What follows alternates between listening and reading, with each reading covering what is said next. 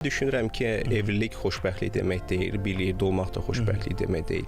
Eli Finkel'in bir yaxşı, o da bir tanınmış bir araşdırmacıdır bu mövzularda. Onun statistikasına uyğun olaraq o deyir ki, bugünün orta nikahı, misal üçün keçən əsrdəki olan orta nikahdan daha pisdir, amma bu günlərin ən yaxşı nikahı keçən illərin ən yaxşı nikahına qat-qat yaxşıdır.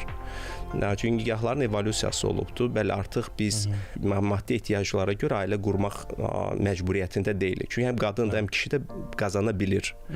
Və onlar nikahın növbəti mərhələsinə keçirlər. Harada ki, sevgi və bu ailə münasibətlərində özün ən yaxşı olmasını tapmaq istəyirlər. Buna Michelangelo effekti deyilir. Mən sənə kömək edəcəm, sən öz yaxşın olasan. Sən də mənə kömək edəcəksən ki, mən öz yaxşı olum. Və sevgi var aramızda.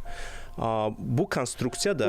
Orada sevgi var, yoxsa orada ağıl var, düşüncə var, məntiq var? Hər şey var. Ən yaxşı nikahlar... Sevgi olan yerdə məntiq, ağıl olur, yoxsa... Sevgi olmayan yerdə ehtiras olmayacaqdır. Ehtiras olmayan yerdə yaxşı keyfiyyətli münasibət olmayacaqdır. Qadın da ehtiras istəyir, kişi də ehtiras istəyir. Ehtirası biz ortadan götürəndə orta statistik, darıxdırıcı bir ailə olur. Ola bilər, sevgisiz ailələr ola bilər, sırf maksimal maraqlar, amma bu əgər mən həmişə deyirəm, plankanı yuxarı qoyaq da, biz ideal ailə qurmaq istəyirsə, gəlin o modelini anlayaq, onun tərkib hissəsi nədir və ona uyğun olaraq anlayaq. Biz ora gedib çata bilərikmi, yoxsa yox? Çünki bu çox vacib sualdır.